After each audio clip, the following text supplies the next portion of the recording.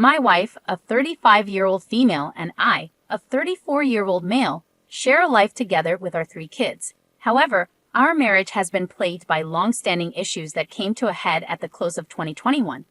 As a result, we decided to separate briefly, but in 2022, we reunited with the condition of attending therapy every 2 weeks for a year. Regrettably, we only managed to sustain the therapy for about 3 to 4 months. Both of us harbored reservations about our therapist, and my wife expressed that she didn't find it beneficial. We mutually decided to discontinue the therapy and began working on our issues independently. The primary reasons behind our therapy were: A. My wife no longer felt any attraction towards me. B. She didn't want any physical contact from me, feeling repelled by my touch, which extended to hugs, kisses, cuddling, or any form of affection. C. She expressed a desire to explore her sexuality with other people, either men or women. We had been together since our early teens and had only ever been with each other. She also wished for solitude, believing she would find happiness on her own. Initially, things seemed to improve, but recently, I stumbled upon an old confession she had written 18 years ago. It revealed an incident where a mutual friend had kissed her. While that was supposed to be the entire story, the confession detailed how much she enjoyed the attention and even initiated a kiss with the friend in a separate room. It hadn't progressed beyond that, but this revelation left me in turmoil. I confronted her about it, and she claimed it was so long ago that she didn't remember it clearly. She reassured me that our marriage had been faithful for the entire time and we had built a life together. I accepted her explanation but acknowledged that it would take some time for me to process it. Despite this, I didn't believe our marriage was in jeopardy. However, recently, she disclosed that a mutual male friend, with whom she had been chatting, had been expressing his love for her and even made a remark about her appearance. Her response was simply, "Dude, come on," and he apologized. I was disheartened that she hadn't set clear boundaries earlier, especially when he suggested hanging out alone. On our special anniversary, my mood was somber. During our walk, she repeatedly inquired about what was bothering me. Eventually, I expressed my distress about the infidelity situation, her failure to establish clear boundaries, and her lack of effort in planning special activities for our anniversary. She became emotional and tearfully confessed her ongoing desire to explore her sexuality with other people, her enjoyment of the attention she received from other men, and her continued aversion to physical contact with me. She claimed that she had been pretending for a year, even though she didn't want any physical affection from me. She insisted that she didn't want to lose me or the life we had built. As a result, we decided to return to therapy. However, after reflecting on the situation, I'm unsure if I want to continue. I feel like I might be just a safety net, waiting for her to decide between pursuing other relationships or being alone, and I don't believe it's fair for me to be a backup plan in our marriage. I expressed my apologies for the lengthy post, yet I felt it necessary to provide the complete context.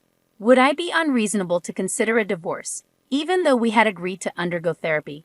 Frankly, if a partner confessed to feeling repelled or disgusted by my touch, it would be a deal breaker for me.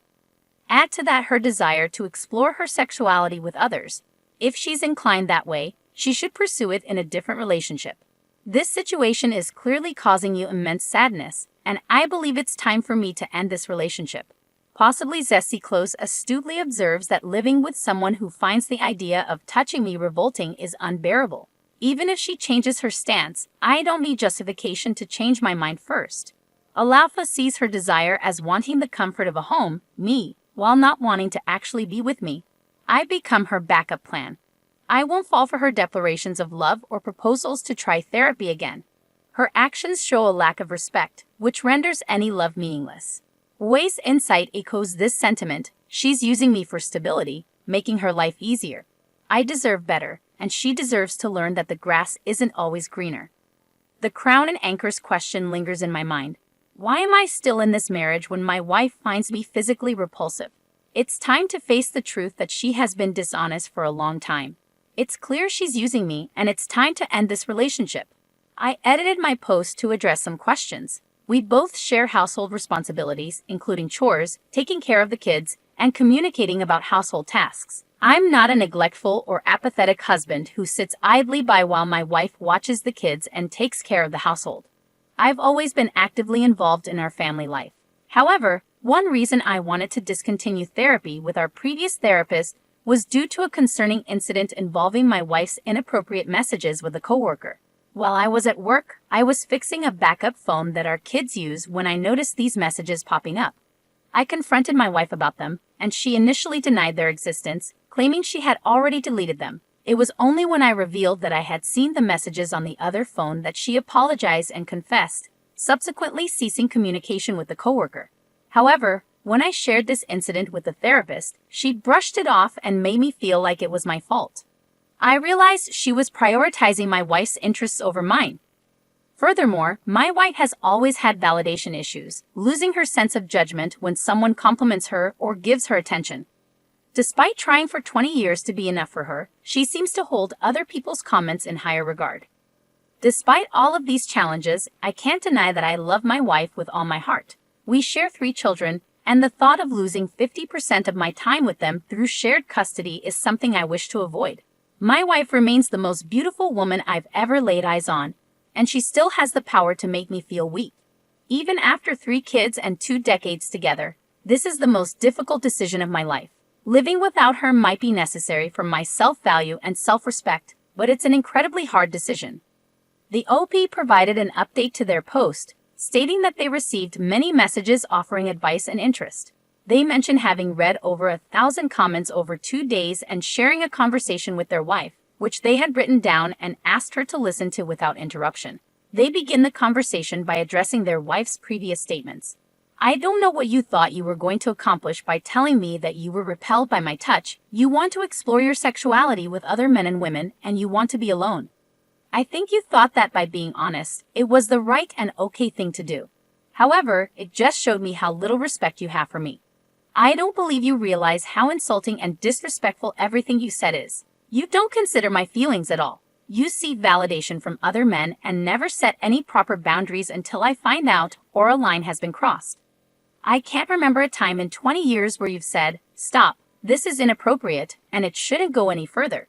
You allowed a mutual friend to tell you he loved you and liked your ass, and you weren't the one to stop the communication, he was. His therapist could tell the conversation was unhealthy, and I could see it too, but you couldn't.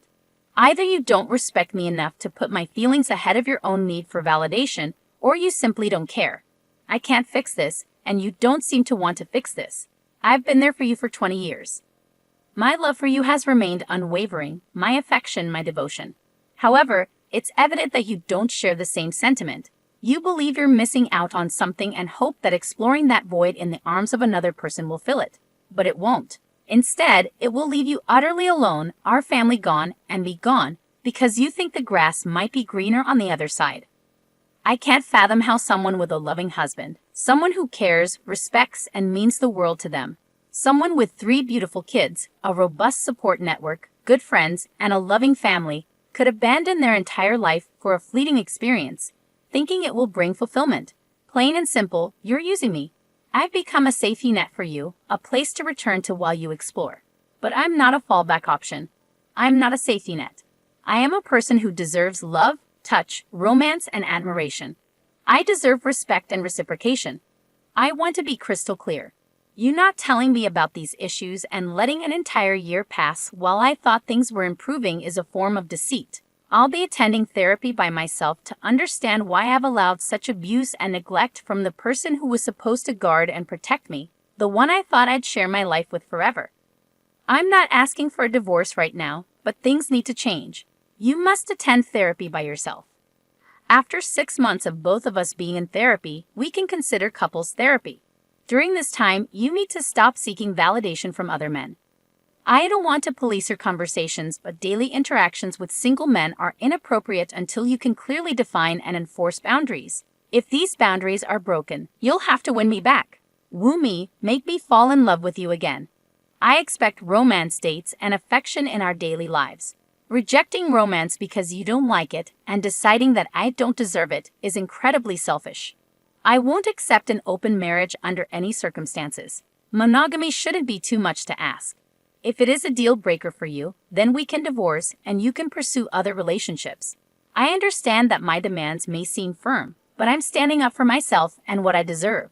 I refuse to settle for just enough any longer. If anything I've expressed here leads you to decide it's time to end our relationship, we can move forward with a separation and initiate divorce proceedings. We'll sell the house and reach a mutual 50-50 custody agreement for our children. I want to emphasize that I have never and will never use our children to hurt you, and I am committed to co-parenting with you to the best of my abilities. Despite the stark tone of my words, I want to reiterate that I love you with all my heart and still wish to spend my entire life with you, watching our children grow up together. However, I can no longer accept being an afterthought or playing second fiddle to an imaginary life you might want to pursue. Opie then provides an update, mentioning that one of the recurring things his wife has said in their conversations is her concern about not being enough for him. She feels unsure if she can meet his expectations of what a good, loving wife should be. This time, he reverses the statement, explaining that he knows he's not enough for her. They've had a conversation, and she has agreed to attend therapy as they work on their relationship. While Opie acknowledges that many, if not all, may think he should immediately pursue a divorce, he emphasizes his commitment to giving it his absolute all after 20 years of their relationship. He's unsure whether this effort will lead to a successful outcome, but expresses gratitude to everyone for helping him find the strength to stand up for himself. The update leaves him feeling somewhat flat. The commentator expresses their understanding of Opie's desire to try to salvage the relationship after 20 years, even though they personally find it challenging to believe that much will change. The trust has eroded due to the revelation of feeling repelled by his touch, secretive texting with coworkers, seeking validation from other men, and wanting to explore her sexuality outside the relationship. The trust was lost early on for the commentator, and they would have chosen to leave. They conclude by asking the audience for their thoughts on the situation. Let's move on to another story. Our next one comes from a suggestion on Twitter from Oreo. Thanks for the suggestion. This story is from Skoda1981, who writes, "Just overheard my husband declaring his love to someone else. I'm sitting on my couch, 10 minutes away from my 60th birthday today. My husband and I have been married for 35 years. We were at the doctor's office, as he's undergoing tests due to suspected cancer, making it an emotional day. He's currently on the porch, and I overheard him talking. Wondering who he was speaking to since no one else is here, except his dad in the bedroom, I decided to listen in. I heard him say things like, 'I love you more than anything. You're my soulmate, but we can't start our life together until I know if I have cancer or not, because I don't want to burden you with that.' He even mentioned his biopsy appointment and expressed how much he loved this person. He has never declared his undying love to me or referred to me as his soulmate. I was initially confused, but then it hit me. We currently take care of his 87-year-old dad, who lives with us. We have grown kids, some living nearby and others far away. I'm perplexed about how he plans to start his new life. Will he take his dad with him? Does he intend for me to leave? We have plans for trips and other things, and my head is spinning. I'm not entirely shocked though. 10 years ago, I stumbled upon his adult friend Finder profile. I created my own profile and started conversing with him, and he was making plans with me, not knowing it was me. I confronted him, and after some effort, we worked things out. A few months ago, I saw his Kindle with a webcam on, connected to the Adult Friend Finder website. I chose not to confront him then, as I didn't have the energy for another confrontation. So I'm here now, contemplating what to do. Do I stay quiet and watch the lies and deceit unfold? Or do I go to the bedroom where he's sleeping and confront him about this life-changing situation? I'm the kind of person who avoids rocking the boat, and I prefer to remain unnoticed. Every man in my life has let me down, from my abusive, alcoholic father to every boyfriend before my first husband and now my current husband. The only man who hasn't hurt me is my son. Right now, it's too early to call my kids, family, or friends. I need to process this and decide how to proceed." One of the top comments on this post offers 3 choices, stating, "As far as I see it, you have 3 choices. First, the path of logic. Quietly consult a divorce lawyer and figure out what you need to do to protect yourself financially if he leaves. Make sure you have your own bank account and start keeping records of your income and expenses if you haven't already done so. If he participates in any household tasks you're unfamiliar with, learn from him so you can handle them independently. Get your affairs in order and plan your next steps in life. The emotional route involves storming into the bedroom, demanding to know who the woman is, insisting on seeing his phone, displaying your passion, reminding him of your contributions to the relationship, demanding he ends the affair, and attending marital counseling. You could make him sleep on the couch or ask him to leave altogether, ensuring he faces the consequences of his actions. The aim is to shake things up, offering a chance for reconciliation. However, bear in mind he might not want to reconcile, which could lead to a quick divorce or him becoming more adept at concealing his affair, maintaining the status quo. Another passive approach involves doing nothing, pretending you didn't hear anything, carrying on as normal, and hoping he won't blindside you with a divorce. Alternatively, you could simply accept whatever fate awaits, adopting an extremely passive stance due to the emotional strain. Raven responds, suggesting another option: leave, then consult a lawyer. Kate proposes a more assertive approach, advising you to relinquish all the responsibilities he placed on you, stop caring for his elderly father, divide the bank accounts, and serve him with divorce papers immediately. Kate doesn't recommend waiting to find out about his cancer diagnosis, as he believes you should prioritize your well-being and financial security. Hio echoes a similar sentiment, pointing out the double standard in his behavior. If he has cancer, he's willing to burden you with his illness, but if he's healthy, he'll abandon you for someone else. Hio emphasizes the unfairness of this situation and suggests filing for divorce promptly without confronting him first. A more violent reaction is mentioned by another commenter, expressing a strong emotional response to the betrayal. Money Print offers a harsh but pragmatic perspective. Confront him and leave, regardless of his cancer diagnosis. Money Print argues that you shouldn't be burdened by his infidelity and that he doesn't deserve your patience and loyalty. In a small update, you share your response to the situation. After a sleepless night filled with inner turmoil, you couldn't contain your emotions any longer. You confronted him, expressing your decision to end the marriage.